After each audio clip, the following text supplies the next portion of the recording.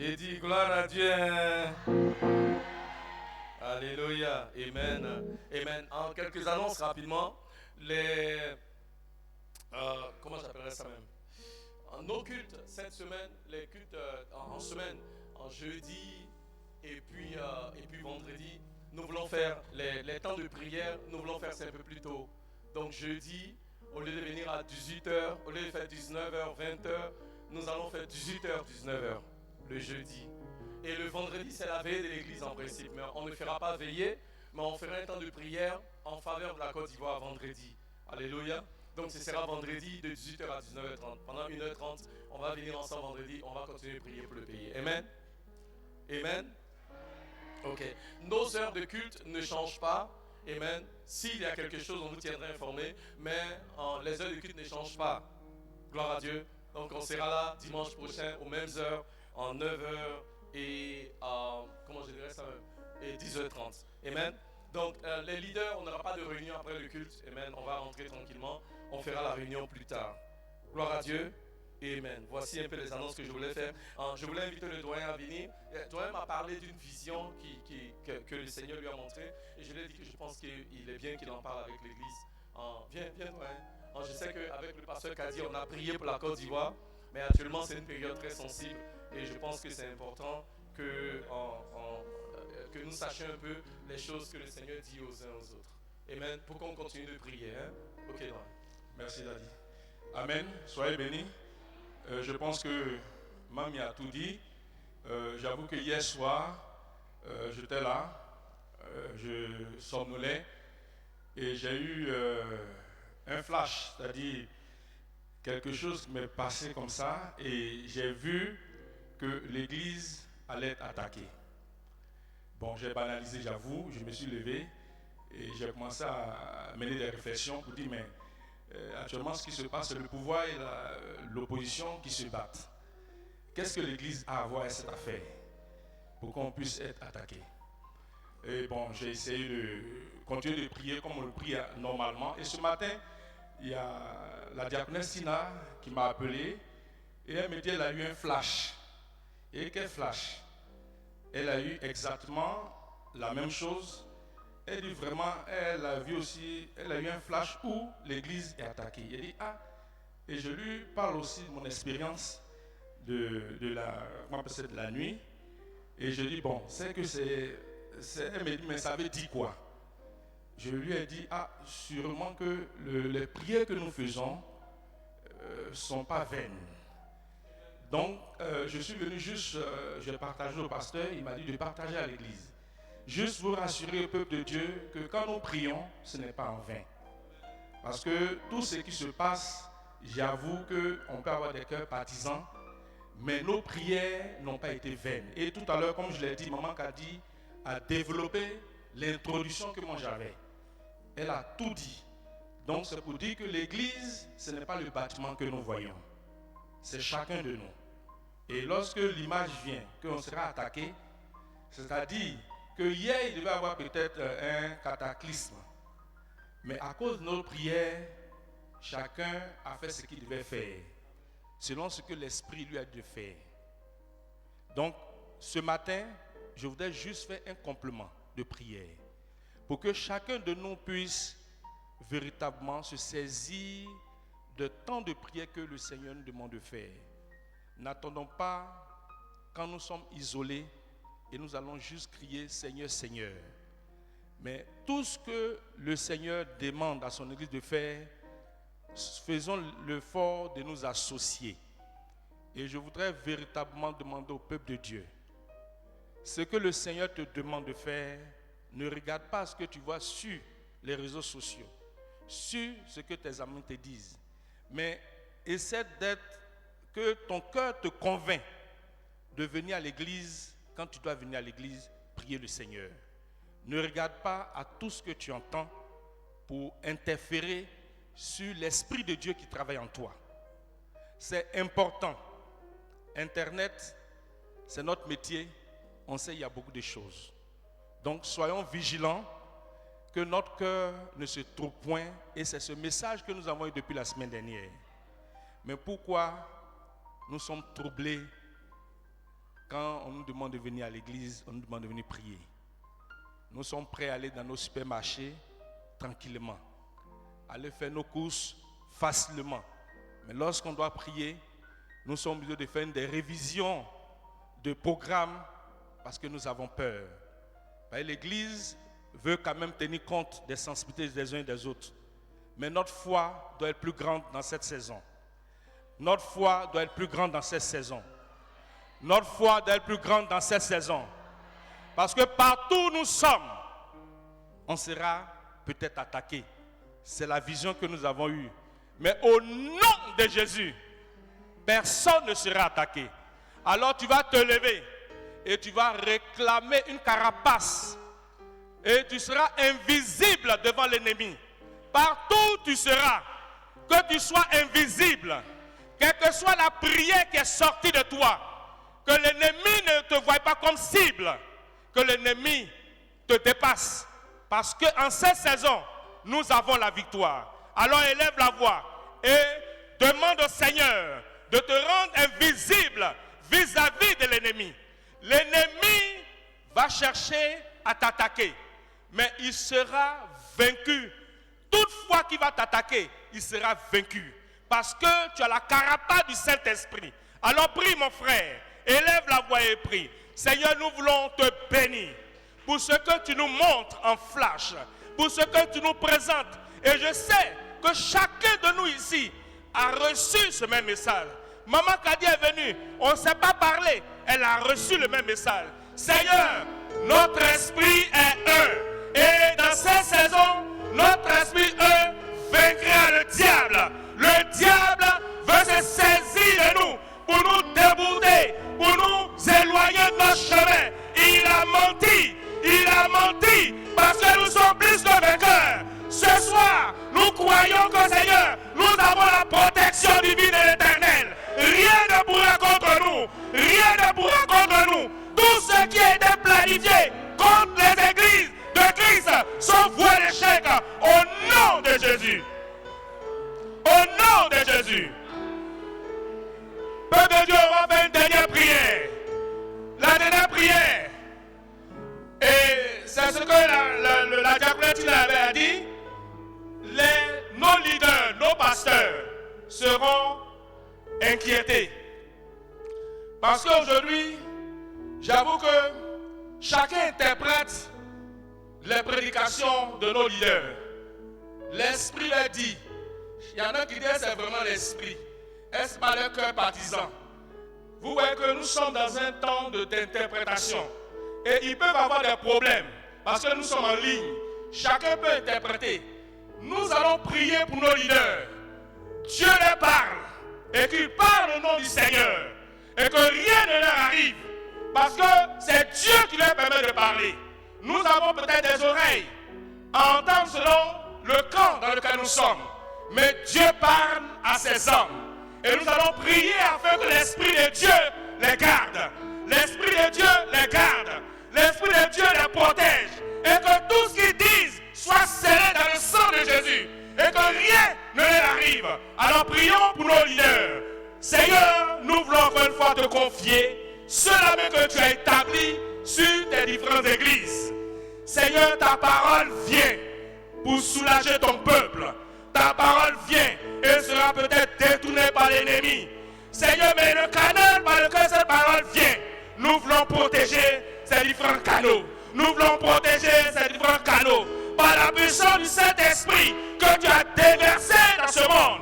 Que tes serviteurs ne soient point inquiétés. Que la vérité qui sort de la bouche, Seigneur Dieu, guérisse nos cœurs. Que la vérité qui sort de la bouche, Seigneur Dieu, transforme cette nation, transforme nos leaders, et que rien ne leur arrive, parce que Seigneur, c'est toi qui parles au travers d'eux.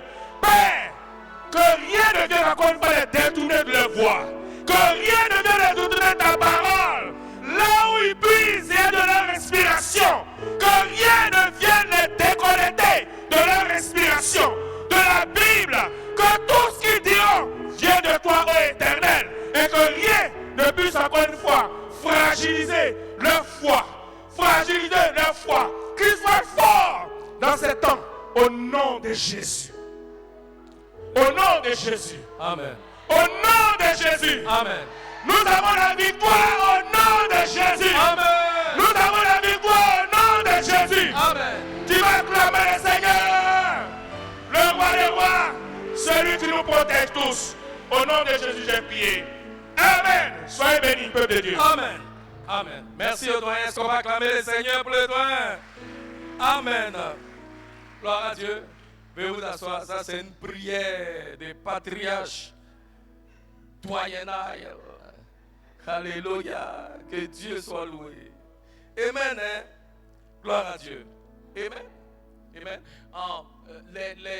Ça fait quelques semaines, on parle de moisson, n'est-ce pas? Amen.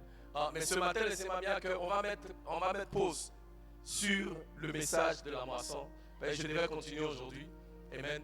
Mais le Seigneur me demande de parler à l'église. C'est bizarre. Je n'ai pas parlé au doyen, je n'ai pas parlé à la diaconesse Tina. Mon épouse ne sait pas non plus ce que j'allais prêcher aujourd'hui. Elle sait que je parle de la moisson. Mais en fait, Dieu me dit de parler à l'église, de ce que l'église fait quand l'église est attaquée. Yeah, c'est mon message ce matin. Ce que l'église a fait quand l'église était attaquée. Ce que l'église a fait quand l'église était en période de crise. Ce que l'église a fait quand l'église était en période de trouble. Venez avec moi, on va passer à la parole dans les quelques temps qu'on a. Amen. Souffrez que j'aille un peu vite, sinon je ne vais pas finir. Amen. En Actes des Apôtres, chapitre 4, verset 23. Alléluia. Parce que la Bible nous dit dans Actes des Apôtres, chapitre 4, verset 23, que je vous donne un peu l'historique du passage. Pierre et Jean ont prié pour un paralytique, un homme qui était né paralytique. Il a reçu sa guérison. Il y a eu beaucoup de bruit à Jérusalem à cause de cela. Ils ont été convoqués par les Sahédrins. Ils ont été battus, menacés, jetés en prison. Alléluia. Parce qu'ils servaient le Seigneur. Et l'église était persécutée. L'église était dans une période de crise. Il y avait une tension dans la nation d'Israël. Alléluia. Et c'est à cette période-là que la Bible nous dit, dans le verset 23, verset 23 à 31, après on va se lever pour la lecture de la parole, s'il vous plaît. Verset 23. Après avoir été relâchés, ils allèrent vers les leurs et racontèrent tout ce que les principaux sacrificateurs et les anciens leur avaient dit.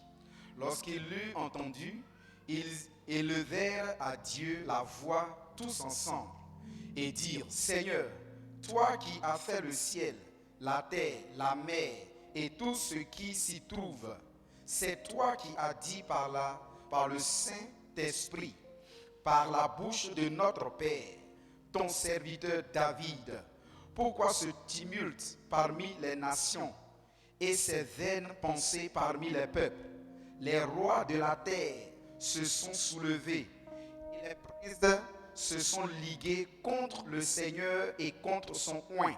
Verset 27. En effet, contre ton saint serviteur Jésus, que tu as oint, Hérode et Ponce Pilate se sont ligués dans cette ville avec les nations et les peuples et avec les peuples d'Israël, pour faire tout ce que ta main et ton conseil avaient arrêté d'avance.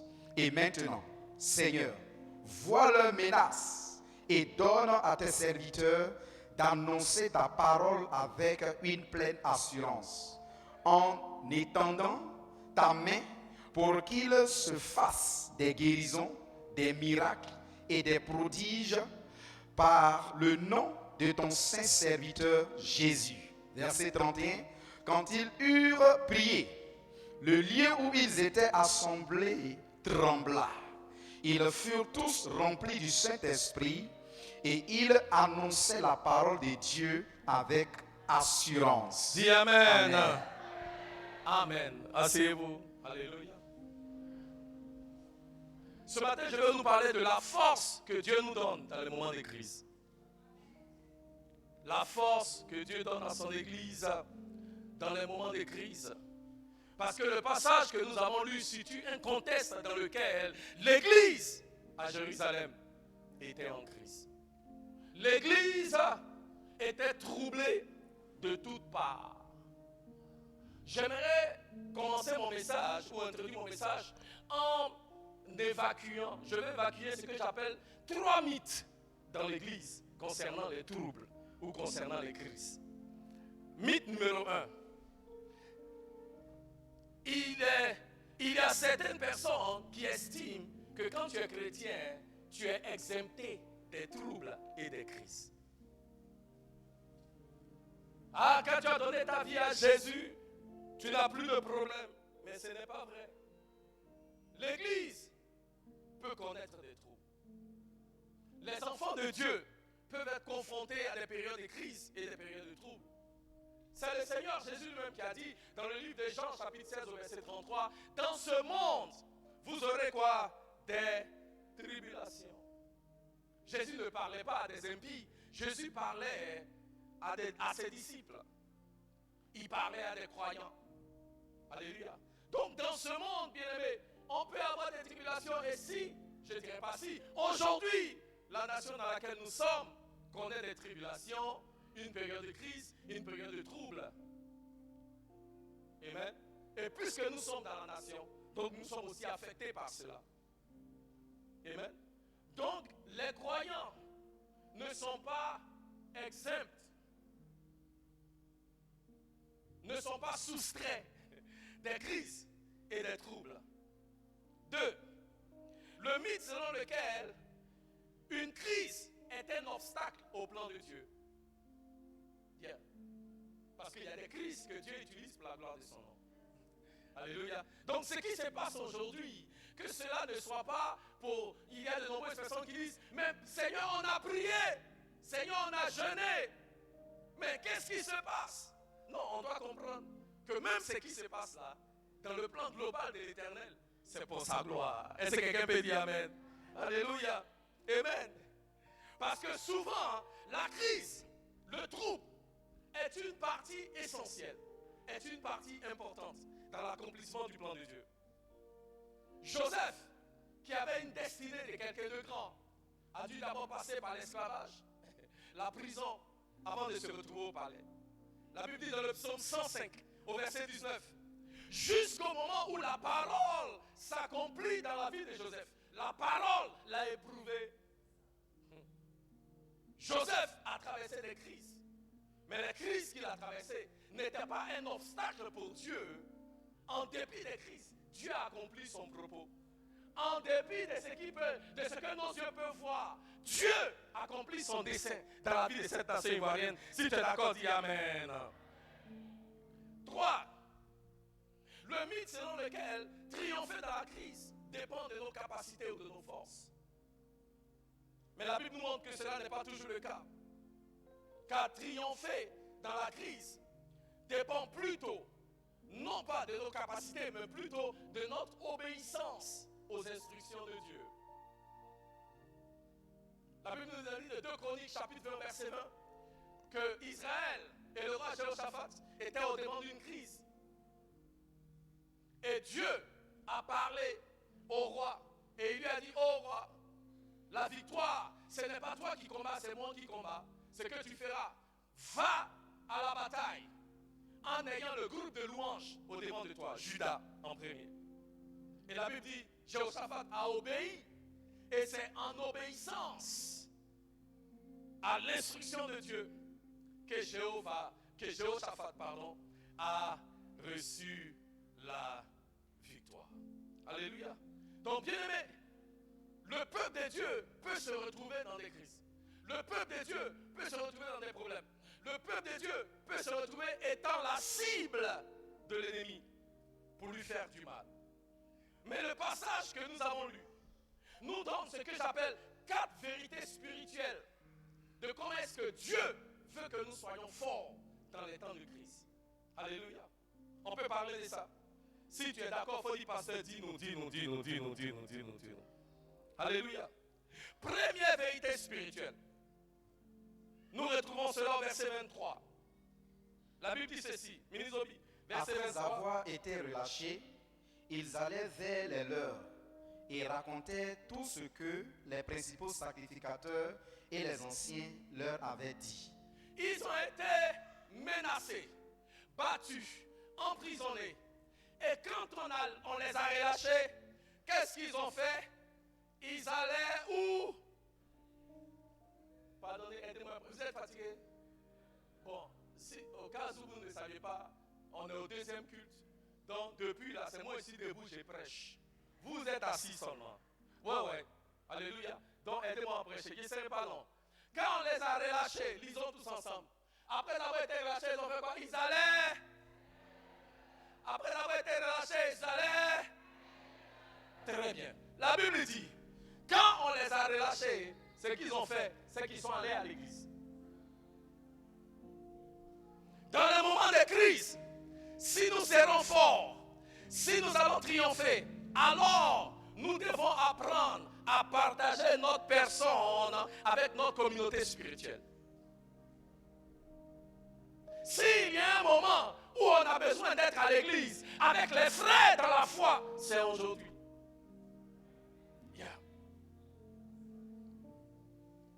Après qu'on leur ait interdit d'aller parler de Jésus, ils sont allés là où on parle de Jésus.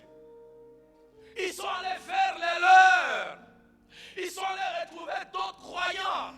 Ils sont allés retrouver d'autres personnes de la foi.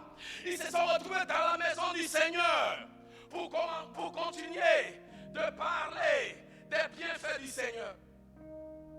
Bien-aimés, dans les moments de crise, il est important pour nous de venir ensemble, parce que c'est quand nous venons ensemble dans la maison de Dieu que nous pouvons nous encourager mutuellement. C'est quand nous venons ensemble dans la maison de Dieu que nous pouvons triompher sur les œuvres de l'ennemi. La Bible nous dit dans le livre de Deutéronome, chapitre 32, verset 30, qu'une personne fera fuir 1000, mais 2 feront fuir combien? 2 feront fuir combien?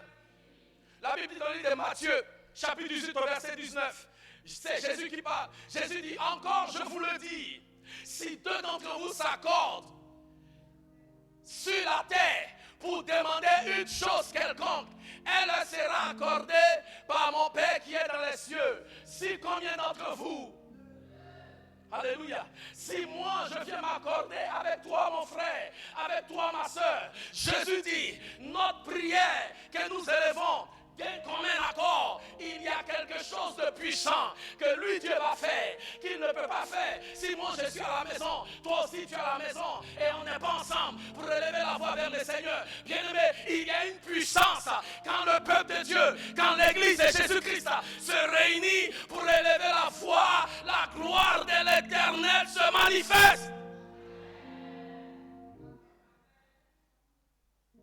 C'est pourquoi dans les périodes de crise, si nous serons forts, dans les périodes de crise, si nous allons triompher, alors nous devons apprendre à passer le temps avec quoi? Notre communauté spirituelle. Amen. Il y a une puissance dans la prière que nous faisons d'un commun accord. Il y a des victoires que tu peux recevoir avec ta prière toi seul. Mais il y a des victoires que tu ne peux jamais expérimenter jusqu'à ce que tu viennes ensemble avec d'autres croyants pour élever la voix. Alléluia. Alléluia. Donc, première vérité spirituelle, c'est que nous devons apprendre à venir ensemble avec les autres en période de crise. 2. Verset 24. Ministre Obi. Ils élevaient à Dieu la voix tous ensemble et dire, Seigneur, toi qui as fait le ciel, la terre, la mer et tout ce qui s'y trouve. Ils s'élevèrent.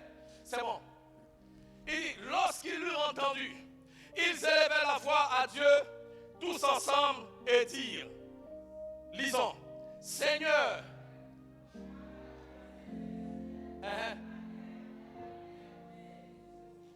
encore une fois, Seigneur, toi qui as fait le ciel, la terre, la mer et tout ce qui s'y trouve.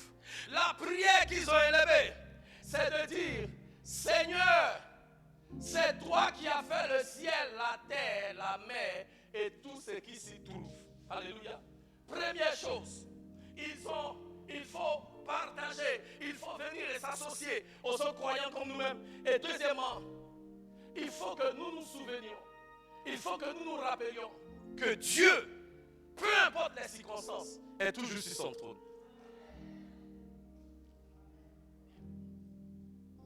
En dépit de ce que l'ennemi peut faire, la prière qu'ils élèvent quand ils viennent ensemble, ils disent: oh Seigneur, toi qui as fait le ciel, oui Seigneur, on nous a battus, oui Seigneur, on nous chasse même, mais Seigneur, le ciel a été fait par toi, la terre t'appartient, la mer et tout ce qui s'y trouve t'appartient, tu es Dieu, et quel que soit ce que l'ennemi peut faire, tu demeures Dieu. Il n'y a rien que le diable peut faire qui va changer ce que tu es et ce que toi tu fais sur la terre et dans la vie des hommes. Cette nation t'appartient. Les nations du monde t'appartiennent. Le peuple de Côte d'Ivoire t'appartient. Ce que nous avons t'appartient. Ce que nous sommes t'appartient. Tu es notre Dieu et tu es Seigneur.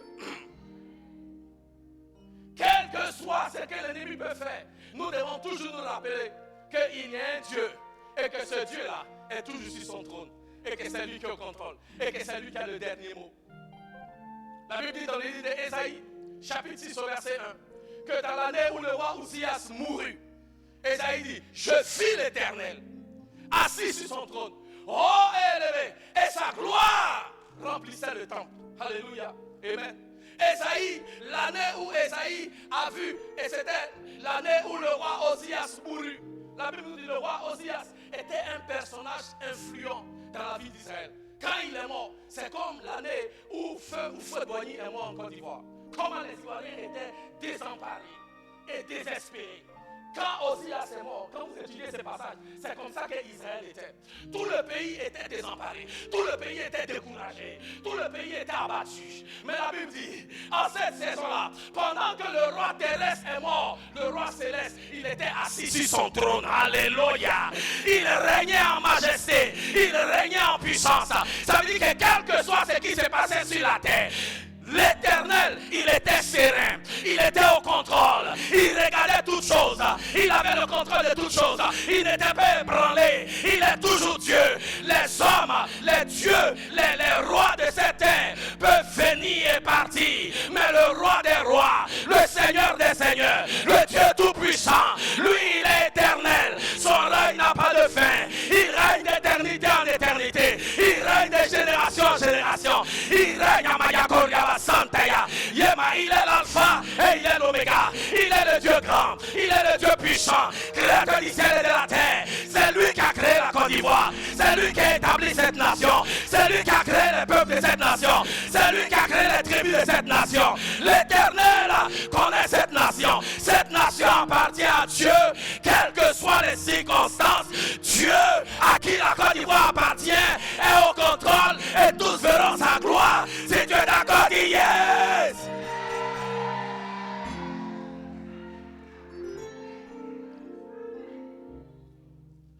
Bien-aimé, quel que soit ce qui se passe, Dieu est au contrôle. Et il y a un seul qui est éternel, c'est Jéhovah. Ouais. Alors, peu importe le nombre d'années qu'on passe au pouvoir, il y a un seul qui est éternel, c'est Jéhovah. Donc nous devons toujours nous rappeler que Dieu est sur son trône. Quel que soit ce que nos yeux voient, Dieu est sur son trône et Dieu est au contrôle. Et la prière qu'ils font,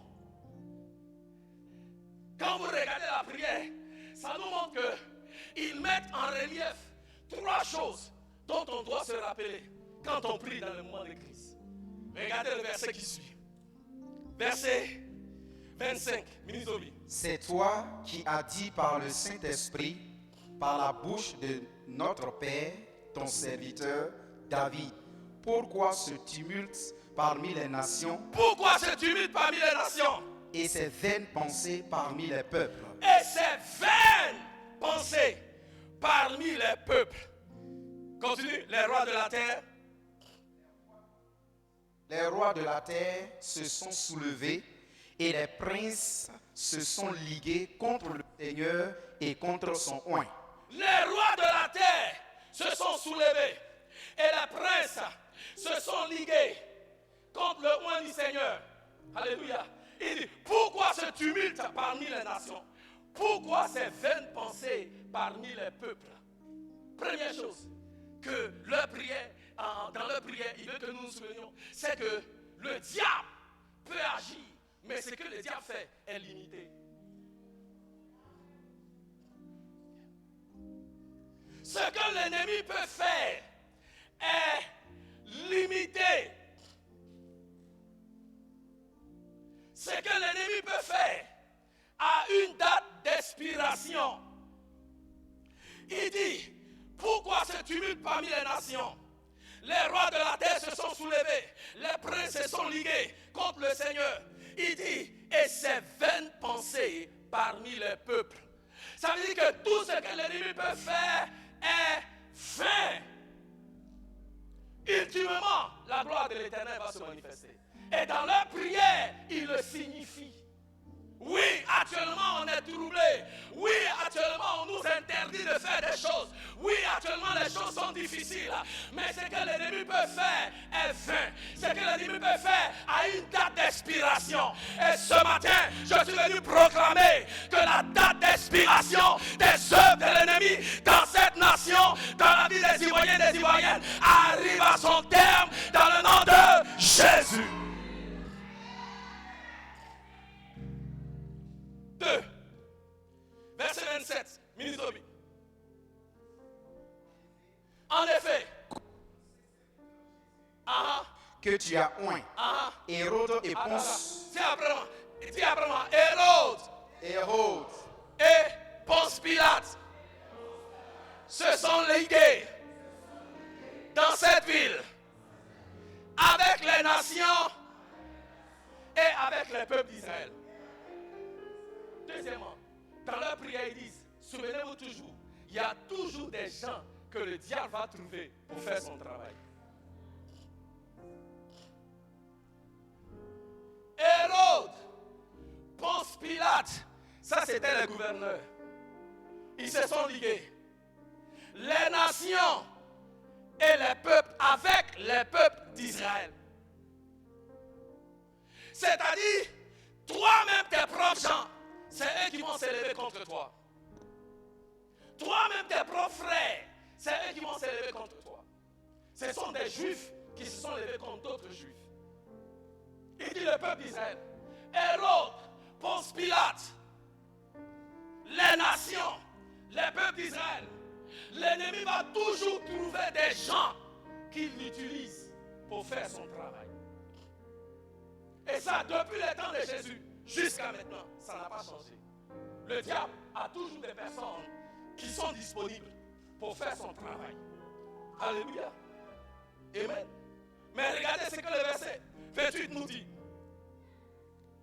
Bien qu'il y ait toujours des gens pour faire le travail de l'ennemi, dont ce que l'ennemi fait est vain, parce que ça va arriver à ça. Il y a une date d'expiration, amen, qui est associée à ce que le diable fait. Donc ce que le diable fait va arriver à sa fin. 2. L'ennemi trouve toujours des gens pour faire son travail. Dans le cas échéant, dans ce que nous voyons dans la Bible, c'est Ponce Pilate, Hérode, les nations, le peuple d'Israël.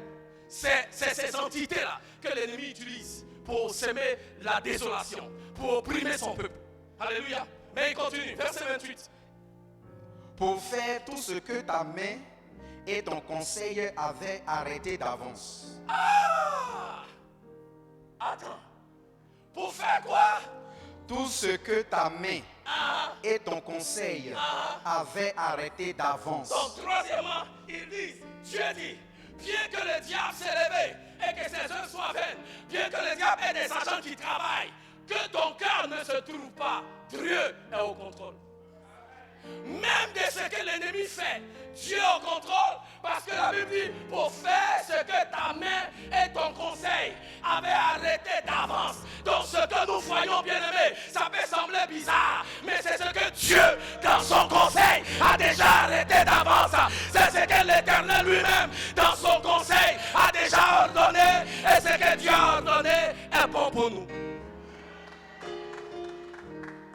Donc Dieu dit, hey, ne vous inquiétez pas, parce que même ce que vous voyez là, je j'ai déjà ordonné que ce sera utilisé pour votre bien et pour la gloire de mon nom.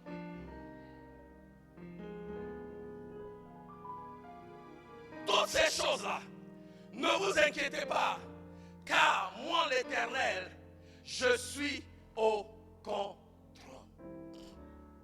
Bien-aimés, nous devons apprendre à faire confiance à la providence de l'Éternel dans les moments de crise. La providence de l'Éternel, c'est cette capacité de l'Éternel à œuvrer en dépit de ce que les hommes peuvent faire. Et l'Éternel est à l'œuvre. Dans cette nation, l'Éternel est à l'œuvre. Et je déclare que la providence de l'Éternel, nous pouvons mettre notre foi en la providence de l'Éternel pour nous fortifier, même quand nous ne voyons pas cette providence-là. Même quand tu ne vois pas la main de l'Éternel à l'œuvre, mets ta confiance en l'Éternel. Parce que la Bible nous dit, Exode chapitre 50, verset 20, c'est Joseph qui dit à ses frères, il dit, vous m'avez vendu comme esclave pour me faire du bien, mais Dieu a utilisé pour me faire du mal, mais Dieu a utilisé cela pour mon bien et pour être une bénédiction pour plusieurs. Ce que l'ennemi veut utiliser pour nuire à ta vie, ce que l'ennemi veut utiliser pour nuire à cette nation, Dieu est capable de changer cela pour notre bien et pour la gloire de son nom. Si tu le crois, dis Amen. Bien-aimé, mets ta foi en la providence de l'Éternel, même quand tu ne vois pas.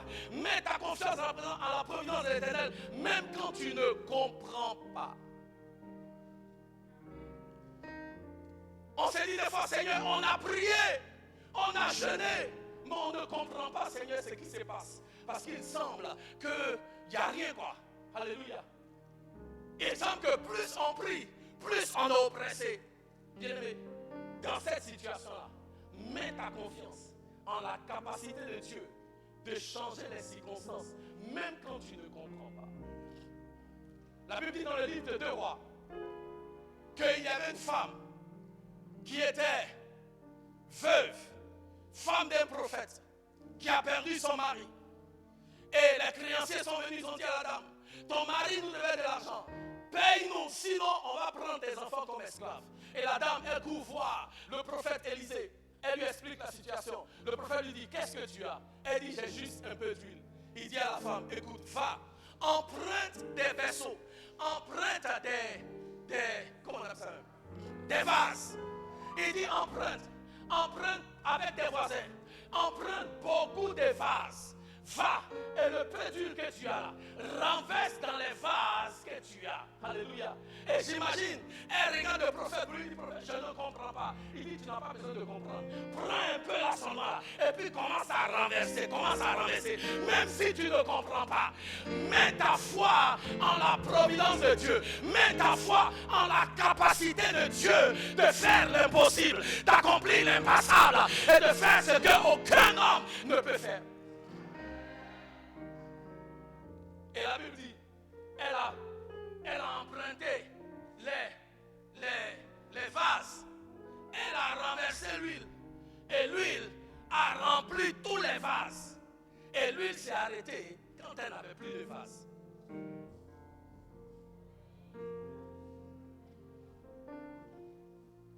Elle avait une petite foi. Elle voulait comprendre. Parce que si elle avait une grande foi, elle allait emprunter tous les vases qui existaient en Israël. Elle pensait que le prophète voulait juste qu'elle ait assez pour payer les créanciers. Mais le prophète et Dieu voulaient qu'elle ait assez pour être celle qui vend huile d'or dans tout Israël.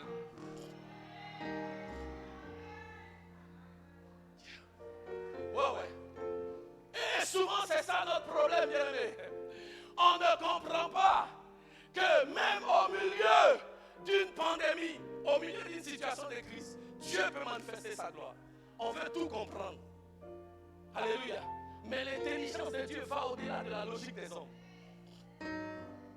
Donc mets ta foi en la providence de l'Éternel, même quand tu ne comprends pas. Toi, Mets ta foi en la providence de l'Éternel, même quand tu ne peux pas changer quelque chose à la situation qui prévaut. Tu ne peux rien changer. Mets ta foi en Dieu. Alléluia. Regardez Israël. Exode chapitre 2, verset 23. Je vais vous montrer quelque chose. Exode chapitre 2, verset 23. La Bible dit, Dieu a dit à Israël, vous serez esclaves. Après 400 ans, vous allez sortir de l'esclavage et vous serez un peuple libre. Et la Bible dit, les 400 ans d'esclavage étaient déjà arrivés, mais Israël était toujours dans l'esclavage. Alléluia. Parce que Moïse, quand Moïse est apparu et qu'il a fait sortir Israël, c'était après 430 ans qu'Israël est sorti. Alléluia. Donc Israël s'est retrouvé après qu'ils aient, avec la promesse qu'après 400 ans, ils allaient sortir. Ils n'étaient pas encore sortis. Donc ils ne pouvaient rien faire pour changer les situations. Alléluia. Et regardez ce que Dieu dit, verset 23. Longtemps après, verset 23. Le roi d'Égypte mourut et les enfants d'Israël gémissaient encore sous la servitude. Arrête-toi là. Et les enfants d'Israël faisaient quoi? Gémissaient. Bon, ils gémissaient. J'aime bien. Ils gémissaient comment? Encore. Parce que techniquement, leur période de servitude était arrivée à sa fin. Mais ils gémissaient quoi? Encore. Alléluia. On continue. Et poussaient des cris. Ces cris que leur arrachait la servitude montèrent jusqu'à Dieu. Amen. Verset 24. Dieu entendit leurs gémissements et se souvint de son alliance avec Abraham, Isaac et Jacob. Dis après moi, Dieu entendit. Dis, Dieu entendit leur gémissement. Dieu se souvint de son alliance. Donc, un, il a entendu, et deux, il s'est souvenu. Verset 27. Dieu regarda les enfants d'Israël et il en eut compassion. 3. Dieu a fait quoi? Regarda. Dieu a regardé les enfants d'Israël et il en eut quoi? Quatrièmement, Dieu connaissait leur douleur. Alléluia. Alléluia. Alléluia. Et au chapitre 3, verset 1, la Bible dit, Dieu alors envoie Moïse pour libérer le peuple d'Israël. Alléluia. Pourquoi? Parce que, bien-aimé, il arrive une saison dans nos vies. Quand tu mets ta foi en la providence de l'Éternel, tu te rendras compte que Dieu entend, Dieu se souvient, Dieu voit et Dieu connaît. Alléluia. Alléluia. Alléluia. Et je veux déclarer et prophétiser sur la Côte d'Ivoire et sur la vie du peuple de Côte d'Ivoire. En cette saison, Dieu a entendu tes cris. Dieu se souvient de toi. Dieu voit ta condition. Dieu connaît ta douleur. Et ta saison de délivrance est arrivée. Ta saison de délivrance est arrivée. Ta saison de délivrance est arrivée. Si tu es d'accord, donne-moi un amen fort. Alléluia. Parce que l'Éternel connaît notre douleur. Parce que l'Éternel a entendu nos cris. Parce que l'Éternel voit la condition de la nation. Dieu se souvient et Dieu agit pour opérer la délivrance dans la vie de son peuple. Alléluia. Alléluia. Amen. Donc, bien-aimés, nous devons nous souvenir que Dieu est au contrôle. Alléluia. Et parce que Dieu est au contrôle, certainement, il va opérer une grande délivrance. Amen. On continue. Troisièmement. Donc, j'ai dit, vérité spirituelle. Dans les moments de crise, il est bon qu'on soit avec les autres croyants. Amen. 2. Il est bon que nous nous souvenions que Dieu est toujours sur son trône, quelles que soient les circonstances auxquelles nous sommes confrontés. 3. Verset 29. Maintenant, Seigneur, vois leurs menaces et donne à tes serviteurs d'annoncer ta parole avec une pleine assurance. Il dit, et maintenant Seigneur, vois leurs menaces. Il dit, Seigneur, vois leurs menaces. Oui, ils menacent, c'est vrai. Oui, ils veulent nous tuer. Ils veulent nous anéantir. Mais il dit, Seigneur, donne-nous, en dépit des menaces. Seigneur, oui, on voit les menaces. Mais donne-nous quoi? Donne à tes serviteurs d'annoncer ta parole avec une pleine assurance. Troisièmement, nous devons prendre l'engagement d'obéir aux instructions de Dieu. Dans le moment de crise, bien-aimés, dans tout type de crise, la bataille suprême, c'est la bataille de l'obéissance. Ou dirais-je, la bataille de la foi. Pour pouvoir triompher dans la crise, nous devons demander à Dieu, Seigneur, quel est le pas de foi que tu nous demandes de faire en cette saison? Comment devons-nous exercer notre foi? Ils disent, en dépit de toutes les attaques, Seigneur, donne-nous de proclamer ta parole. Seigneur, on veut proclamer ta parole. On nous a interdit, mais nous, on veut proclamer ta parole. Bien aimé, pour le faire, il faut la foi. Tout le monde a peur d'aller à l'église, mais nous, on va aller à l'église. Pour le faire, il faut la foi. Et c'est pourquoi je bénis le Seigneur pour vous tous qui êtes venus ce soir, cet après-midi. Oui, parce que en venant ici, vous avez fait une démonstration de foi. Sinon, ce matin, on m'appelait pour me demander si l'église est fermée. Si nous allons vaincre sur la crise, sur les troubles, il faut que l'église de Jésus-Christ se tienne comment? Par la foi. Alléluia. Pour que les murs de Jéricho tombent, qu'est-ce que Dieu a dit? Dieu dit, hey, les murs là vont tomber, mais avant que ça tombe, vous allez marcher autour des murs 7 fois. Bien aimé, où est-ce que vous avez vu quelqu'un qui marche autour des murs et puis le mur tombe? Ça n'existe pas. C'est un acte de quoi? De foi. Élisée a dit à la femme, va, le peu d'huile que tu as là, renverse dans beaucoup de vases. Et elle a commencé à renverser. Bien aimé, pour faire ça là, c'est un acte de foi. La seule manière pour l'église de triompher, c'est par la foi.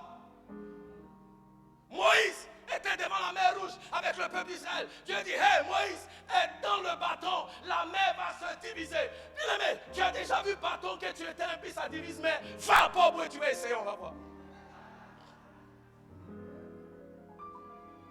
Mais Moïse a étendu le bâton et la mer c'est quoi? Fendue. C'est un acte de foi. Si nous allons triompher dans les périodes de troubles, dans les périodes de crise, il faut que l'Église se tienne par la foi.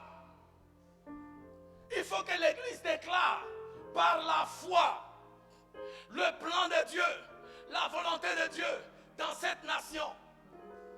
Et ce que nous déclarons par la foi, nous allons le voir s'accomplir. La Bible dit, Israël était assiégé, 2 Rois chapitre 7. Il n'y avait rien à manger dans Israël depuis plusieurs mois. Israël était assiégé par un roi appelé Ben-Hadad. Ben-Hadad veut dire fils de tonnerre. Le nom même du roi qui l'a assiégé là, c'est un nom de démon. Et la Bible dit, les gens, il n'y avait pas à manger. Au point où les gens ont commencé à partager les enfants pour manger. Et Élisée s'est levé. Élisée dit au roi, oh roi, demain, à pareille heure, en l'espace de 24 heures, cette situation de siège va changer. Alléluia. Amen. Cette situation de siège va changer.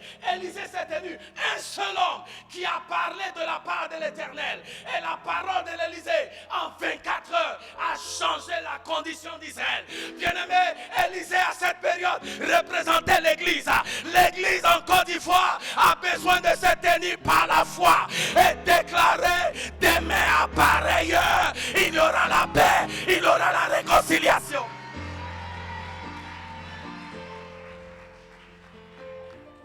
Mais Église, où est ta foi? Et c'est pourquoi j'ai été béni par le temps de prière que le pasteur Kadi a conduit. J'ai appris ce matin, il y a beaucoup d'églises qui ont fermé leurs portes. Bien-aimé, qui va proclamer sur la nation? Où sont les prophètes qui vont par la foi déclarer sur la nation l'accomplissement du plan de Dieu? Où sont-ils? Où sont-ils? Dis à ton voisin, c'est de toi que le pasteur parle. Parce que ce que Dieu cherche, ce n'est pas un vaisseau habile. Ce que Dieu cherche, c'est un vaisseau disponible.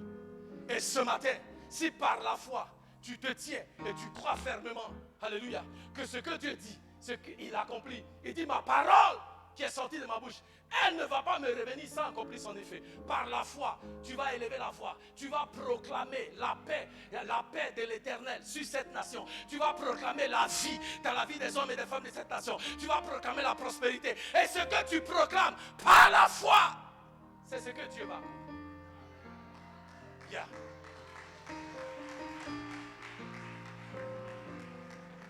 Parce que c'est au milieu de la crise.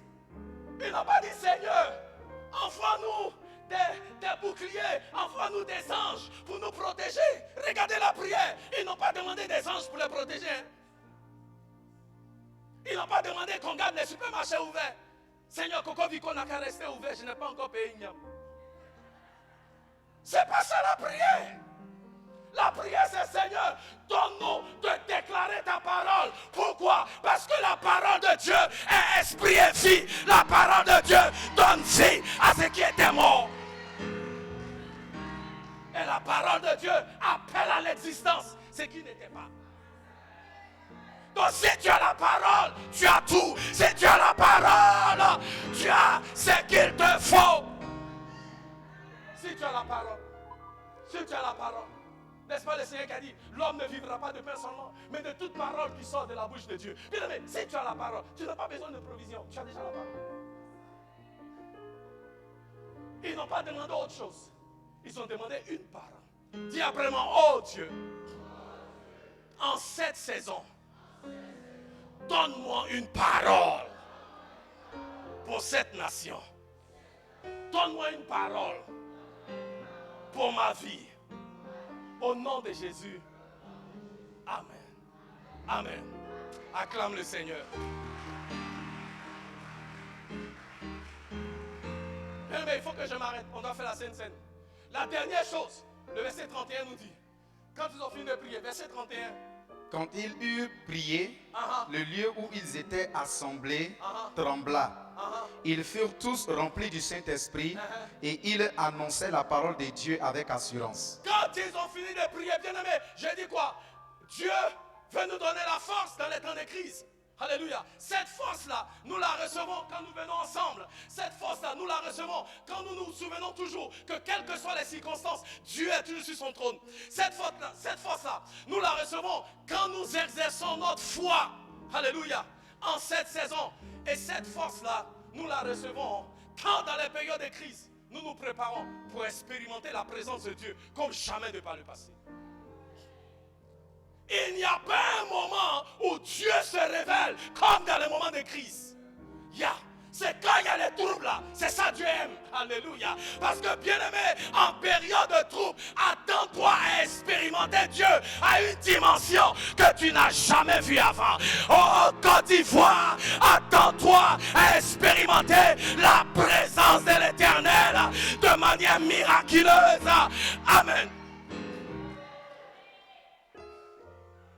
Quand ils eurent prié, la présence de l'Éternel s'est manifestée. Il dit, et le lieu où ils étaient assemblés trembla.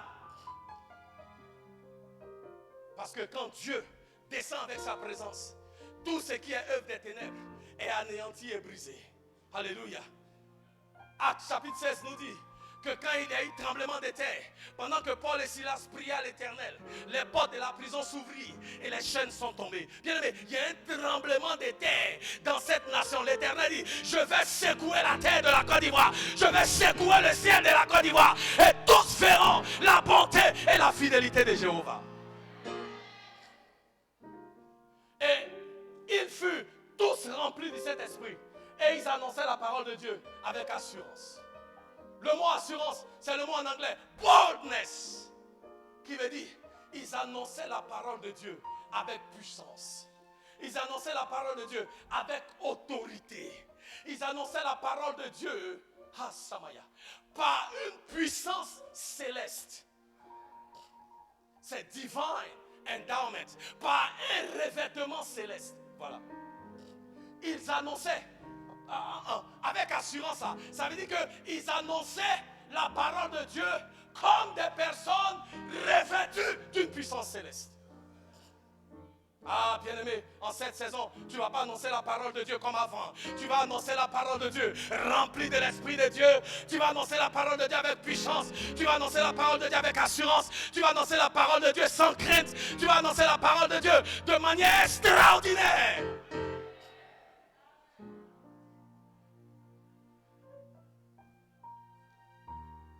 Et Dieu dit, à cause de ce qu'il a fait dans l'église, des multitudes vinrent au Seigneur.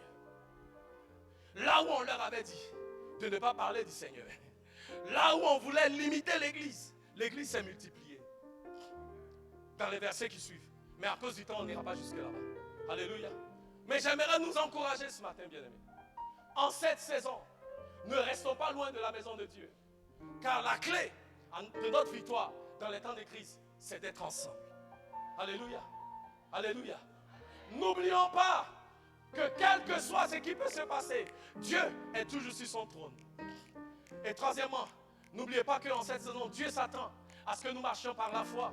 Parce que si nous allons triompher en période de trouble, en période de crise, amen, nous sommes appelés à faire un pas de foi. Alléluia. Nous sommes appelés à exercer notre foi. Et c'est par la foi que nous allons vaincre. Amen. Et quatrièmement, nous devons nous souvenir qu'en cette saison, aujourd'hui plus que jamais, l'Éternel est présent avec nous. Ne regarde pas les personnes qui disent où est Dieu. Non, non, non, non. La personne qui dit où est Dieu, c'est quelqu'un qui n'a pas de relation avec Dieu. Si tu as une relation avec l'Éternel, en cette saison, aujourd'hui plus que jamais, tu vas sentir une présence de l'Éternel dans ta vie pour te donner le courage. Parce que quand la présence de Dieu vient, la peur te quitte. Quand la présence de Dieu vient, le découragement te quitte. Quand la présence de Dieu vient, tout ce qui est intimidation part. Quand la présence de Dieu vient, tu es rempli d'hardiesse, tu es rempli de paix, tu es rempli de joie et tu peux crier Alléluia. On va s'élever et on va prier cette prière. Élève la main vers le Seigneur. Dis après moi, oh Dieu, en cette saison, ma vie est entre tes mains. Éternel, oh Dieu,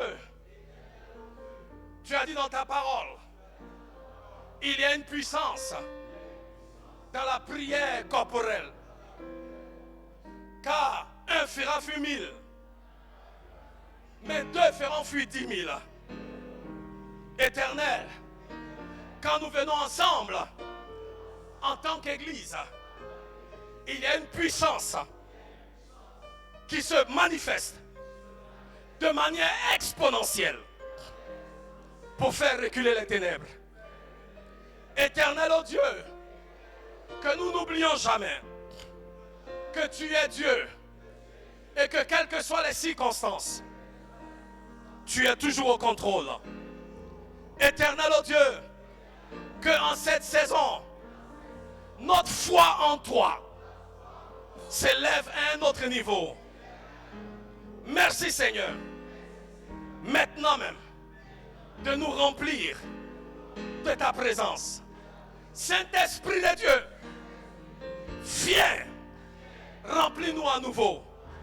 Saint-Esprit de Dieu, viens et revêt-nous d'un revêtement céleste pour nous donner de proclamer ta parole avec assurance, avec puissance, avec autorité, dans le nom de Jésus. Amen. Acclamons le Seigneur.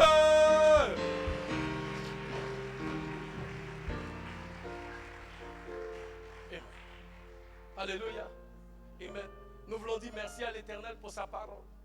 Alléluia. Amen. Pour les quelques minutes que nous avons nous allons passer à la Sainte Seine. Amen. Parce que nous voulons sceller cette parole-là. Alléluia. Alléluia. Nous voulons sceller cette parole. Amen. Dans le sang de Jésus. Amen. Donc pendant que nous participons à la table du Seigneur, Dieu est un Dieu d'alliance. La Bible dit dans Exode que l'Éternel s'est souvenu de son alliance avec Israël. En cette saison, Dieu se souvient de son alliance avec la Côte d'Ivoire et le peuple de Côte d'Ivoire. Alléluia. Alléluia. Alléluia. Nous voulons, au travers de cette Sainte Seine, rappeler à l'Éternel le sacrifice de Jésus à la croix. Christ est mort à la croix. Il a versé son sang pour que la Côte d'Ivoire soit délivrée. Pour que les Ivoiriens vivent et non qu'ils périssent. Alléluia.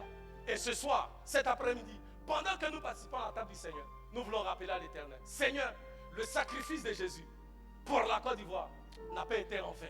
Certainement, tu te souviens de ton alliance avec cette nation et tu opères la délivrance et tu opères la guérison dans le nom de Jésus. Amen. Amen. Je vais inviter le pasteur Osmond qui va venir. Est-ce qu'on peut acclamer le Seigneur pour la servante de Dieu?